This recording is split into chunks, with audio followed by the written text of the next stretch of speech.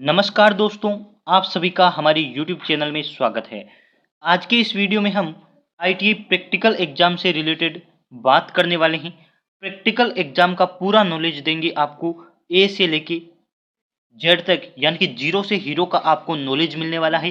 Practical exam के बारे में यदि आप अभी तक कुछ नहीं जानते हैं तो इस वीडियो के बाद आप प्रैक्टिकल एग्जाम को अच्छे से कवर कर सकते हैं। उसका सिलेबस आप कुछ दिनों में कवर कर सकते हैं।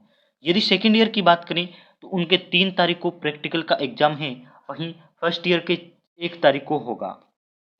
इससे पहले आपको तैयारी करने के लिए आपको पता होना चाहिए कि प्रैक्टिकल एग्जाम में कितने मार्क्स के क्वेश्चन होते हैं, कितने क्वेश्चन होते हैं और वाइवा को कैसे अटेंड करना है। हम आपको इस वीडियो के लास्ट तक ये सब कुछ बताने वाले हैं।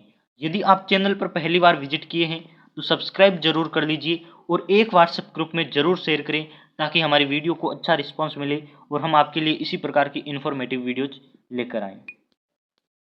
तो प्रैक्टिकल एग्जाम आपके 2 तरीके से लिया जाता है। प्रैक्टिकल एग्जाम फर्स्ट होता है रिटन एग्जाम और दूसरा होता है आपके वाइवा, और दोनों को मिलाकर आपके टोटल मार्क्स होते हैं 250। 250 मार्क्स आपको रिटन एग्जाम में ऊपर लिखा मिलेगा। पूरे टोटल होते हैं 250 मार्क्स का पूरा पेपर आपका होता है। पेपर में आपको 3 क्वेश्चन मिलते हैं और पूरा पेपर इंग्लिश लैंग्वेज में होता है। हिंदी का कोई ऑप्शन नहीं है, आपको समझ कर करना होता है।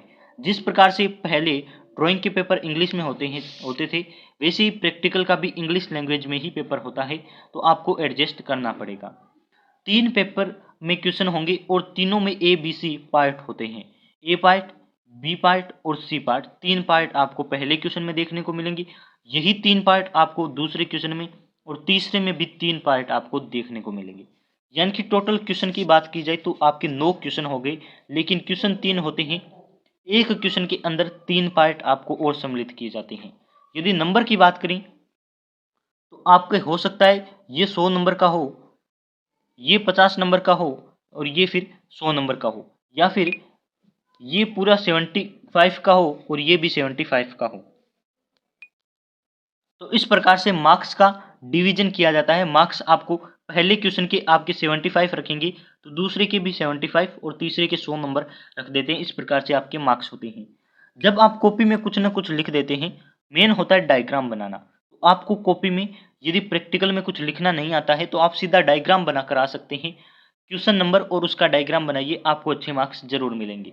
फिर आपकी कॉपियां जमा हो जाती है और उसके तुरंत बाद आपको रोल नंबर से या फिर आर नंबर के अकॉर्डिंग इंटरव्यू के लिए यानी कि वाइवा के लिए बुलाया जाता है। वहां आपको एक पॉलिटेक्निक का सर मिलेगा या फिर कोई पॉलिटेक्निक पास किया हुआ स्टूडेंट मिलेगा। वो आपका इंटरव्यू यानी कि वाइवा लेगा और आपको मशीन के चैप्टर से ज़्यादा क्वेश्चन देता है। मशीन के चैप्टर से क्वेश्चन पूछे जाएंगे और आपके जो प्रैक्टिकल वाले टीचर हैं वो भी आपसे उस टाइम क्वेश्चन कर सकते हैं। आपकी कॉपी भी उसी टाइम चेक हो जाती है कि आपको कितना नॉलेज है और आपने जो कॉपी में लिखा है उसी के अकॉर्डिंग आपको क्वेश्चन पूछे जाएंगे। तो आपको बस प्रैक्टिकल के रिटन एग्जाम में वही लिखना है जो आपको अच्छे से याद है या जिस टॉपिक के बारे में आपको अच्छा नॉलेज है, आप उसी के बारे में लिखिए। उसी के अकॉर्डिंग आपको नंबर मिलेंगे। यदि आपके प्राइवेट कॉलेज है या फिर कोई ज़्यादा ही स्ट्रिक्ट है तो हो सकता है आपकी असाइनमेंट जमा हो जाए। असाइनमेंट के में जो आपने लिखा है उसी के अकॉर्डिंग आपको क्वेश्चन पूछे जाएंगे। यदि आपने ट्रांसफार्मर का टॉपिक कवर किया है और ट्रांसफार्मर से ज़्यादा क्वेश्चन अपने असाइनमेंट में शामिल किए हैं तो आपको उसी से पूछ लिए जाएंगे। तो आपको अपने असाइनमेंट में वही बातें लिखनी है या फिर जो आपने असाइनमेंट में लिखा है उसे याद कर दीजिए, आपको क्वेश्चन वहीं से पूछे जाएंगे। मशीन के चैप्टर की बात की जाए तो फर्स्ट ईयर में ओनली ट्रांसफार्मर है। ट्रांसफार्मर में आपको सबसे ज़्यादा क्वेश्चन देखने को मिलेंगे।